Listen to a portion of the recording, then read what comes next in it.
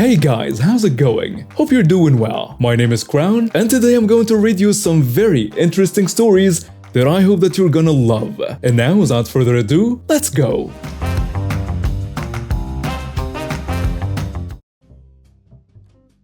I remember the day I met Sandra like it was yesterday. We were both in our early 20s, living in the same apartment building in the heart of the city. She was outgoing and vivacious, always surrounded by friends, while I was a bit of a loner, content to spending my evenings reading or watching movies. Despite our differences, we quickly became friends. Sandra had a way of drawing people in, and before long, I found myself part of her inner circle. We spent weekends exploring the city, trying new restaurants and meeting new people. One day, while we were out for brunch, Sandra started telling me about her new boyfriend, Todd. She gushed about how handsome he was, how successful he was, and how much he adored her. I tried my best to be happy for her, but something about Todd rubbed me the wrong way. Over the next few weeks, Sandra spent less and less time with me, and more time with Todd. When we did hang out, she would talk about nothing else but him, and how perfect the relationship was. But then things started to change. Sandra would cancel our plans at the last minute, claiming she was too busy with work or too tired from spending time with Todd. When I did manage to see her, she seemed distracted and distant. One night, I decided to confront her. We were sitting in her living room, sipping wine and chatting, when I asked her what was going on. "Sandra, are you okay?" I asked. "Yeah, why do you ask?" She replied, but not meeting my gaze. It just seemed, I don't know, distant. "Is everything okay with Todd?" Sandra let out a sigh. "Honestly, he's been really controlling lately. He doesn't like me spending time with anyone but him. And he's always checking my phone and my social media accounts." I felt off. I had a feeling Todd was bad news, but I never imagined he would be that bad. "Sandra, you deserve better than that. You deserve someone who trusts you and respects you." "I know," she said, and tears welling up in her eyes. "But I don't know what to do. I feel trapped." And that's when I hatched my plan. I knew Todd's reputation around town, and I knew just the person to help me bring him down. A few days later, I reached out to an old acquaintance, a private investigator named Matt. Matt was known for his discretion and his ability to get results, no matter how difficult the case. I told Matt about Todd and his controlling behavior, and he agreed to take on the case. For the next few weeks, Matt followed Todd around, gathering evidence of his infidelity, his drug use, and his shady business deals. It wasn't long before Matt had enough evidence to take down Todd. I remember the day Sandra called me excited. "He's gone. He's finally gone," she cried. "I found out about all the things he was doing behind my back, and I kicked him out of my life for good." I couldn't help but smile. It felt good to have helped my friend get her revenge on a man who had been nothing but trouble. But it wasn't until a few days later, when I received a message from Todd himself, that I realized just how far he was willing to go to get his revenge. "You think you're so smart, don't you? Well, let me tell you something. You're next." I brushed it off as an empty threat, but as the days went on, I started to feel uneasy. I started getting anonymous phone calls in the middle of the night, and I would catch strange men following me on my way home from work. I knew Todd was behind it all. He was determined to make me pay for ruining his relationship with Sandra. I mean, I'm not sure how he figured out it was me behind all of this, or if he just took a wild guess, but it didn't really matter at this point. I was clearly in danger. I refused to let him win, though. I knew I had to take matters into my own hands and put an end to his harassment once and for all. I reached out to Matt again, explaining the situation and asking for his help. He agreed to take on the case, but warned me that it wouldn't be easy. Over the next few weeks, Matt worked tirelessly to gather evidence of Todd's harassment.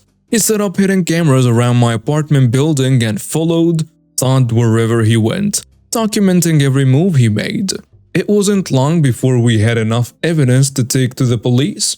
Todd was arrested and charged with stalking and harassment. I remember the satisfaction I felt as I sat in court, watching Todd being led away in handcuffs.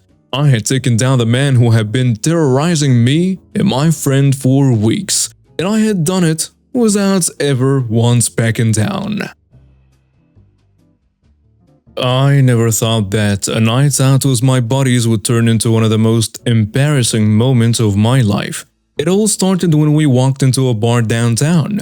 It was a Friday night and the place was packed with people drinking, laughing, and having a good time. I'm a military officer and I had just returned from deployment in Afghanistan. My buddies thought it would be a good idea to take me out and celebrate my return. I was excited to be back and looking forward to having a few drinks with my friends. We walked up to the bar and I ordered a round of drinks for all of us. As we were waiting for our drinks, a group of women walked up to us. They were loud, obnoxious, and clearly intoxicated.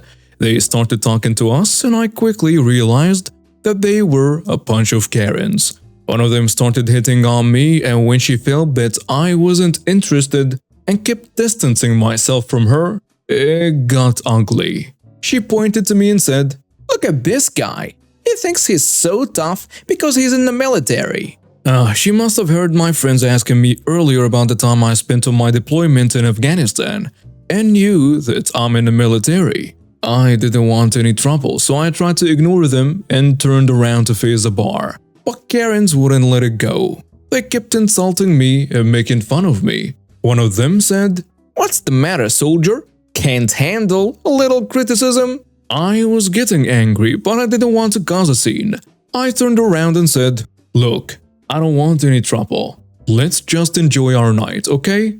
But the Karens wouldn't back down. One of them even tried to grab my hat off my head. And that's when I had enough. I stood up and faced them. Towering over them was my sex-free frame.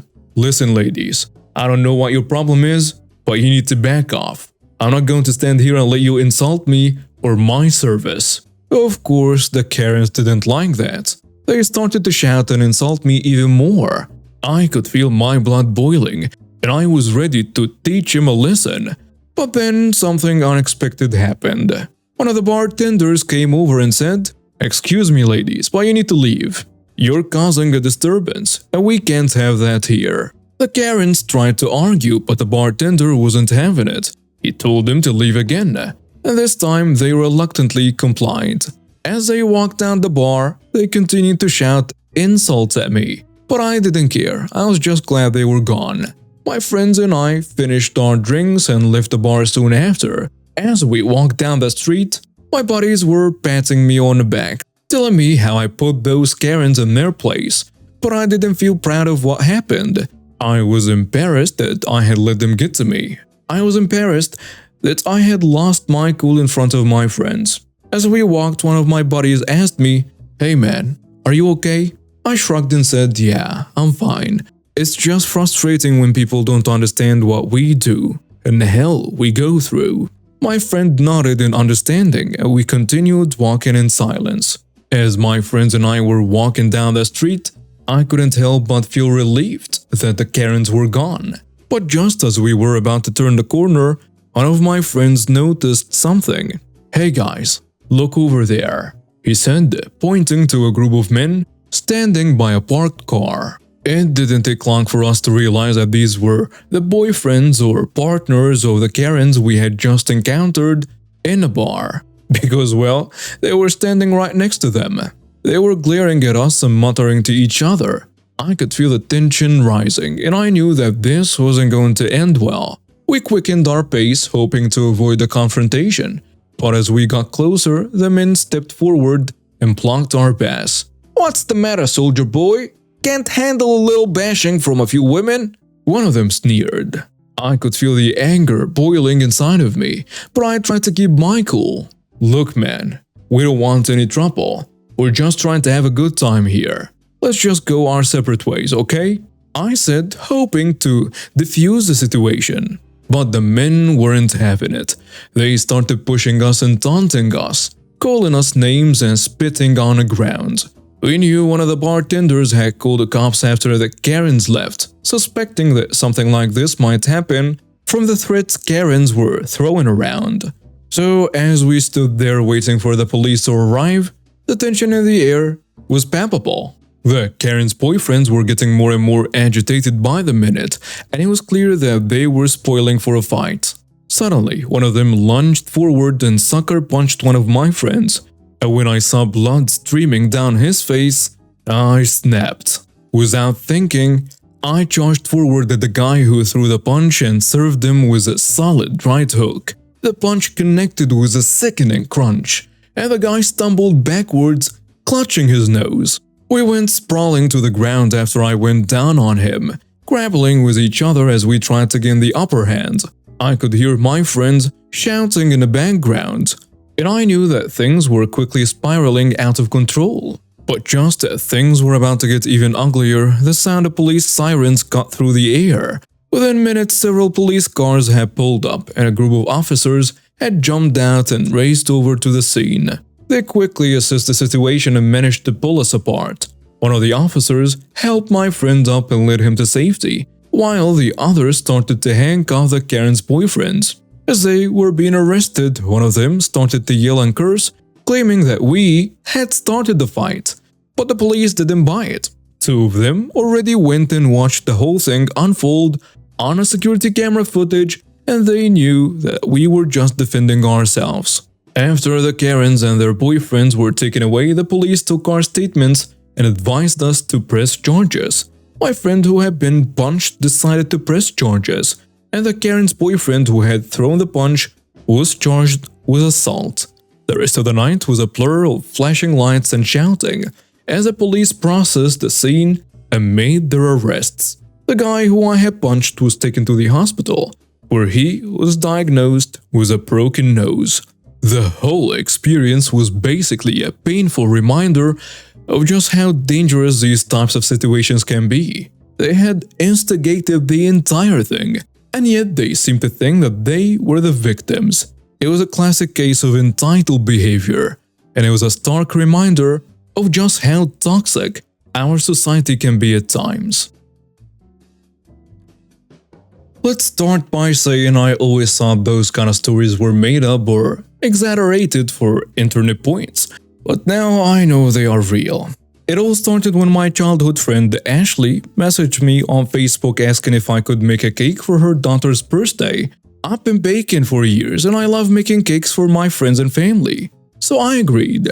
Ashley was thrilled and promised to pay me for my time and ingredients. I spent hours designing and baking the cake using the best quality ingredients and making sure it looked perfect.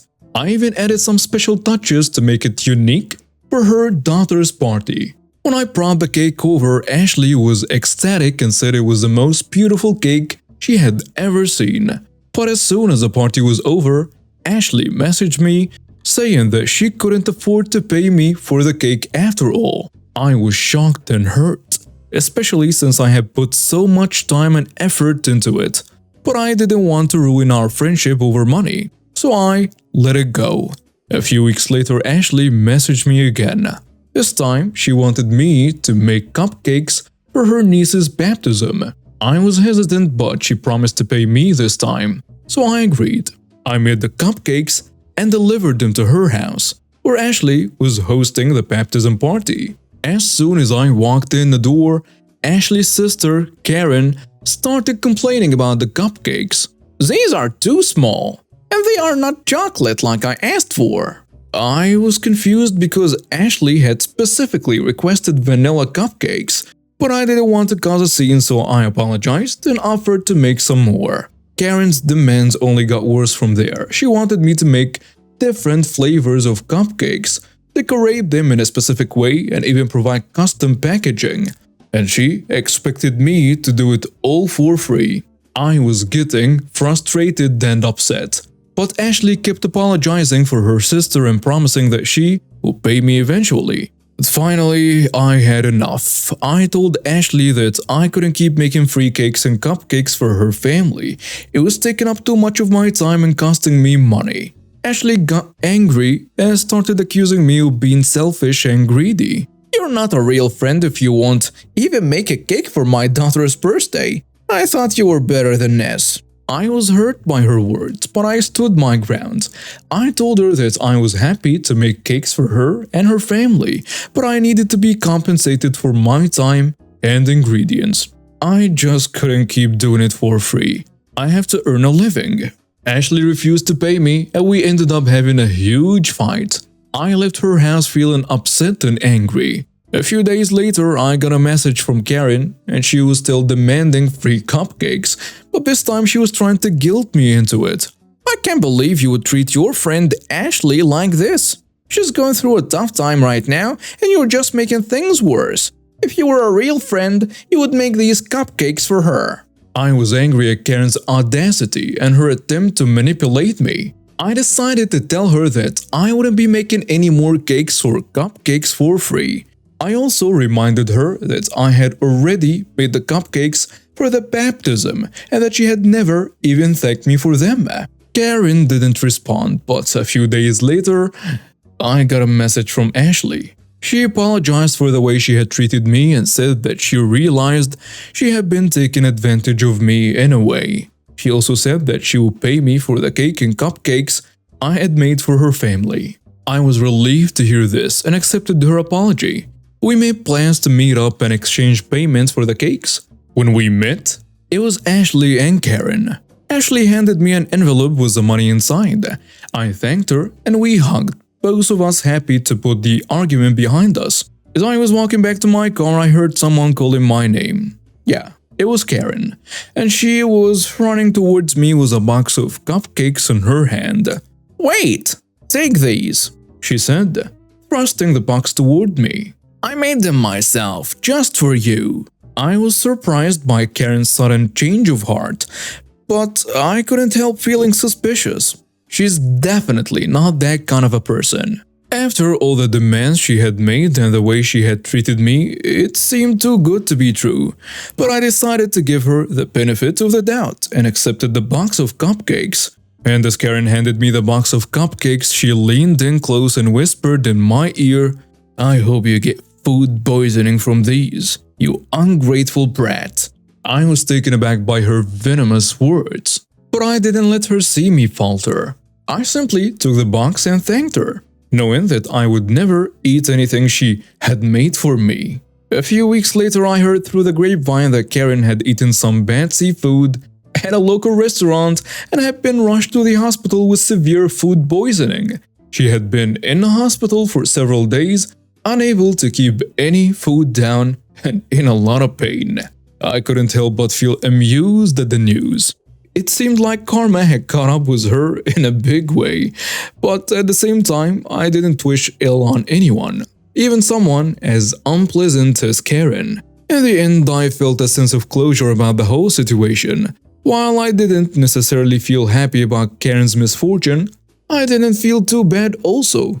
No matter how much I tried to bring myself to sympathize with her, I just can't ignore that she wished I got food poisoning with a burning passion right to my face. Yeah, she definitely deserved this fine karma serving.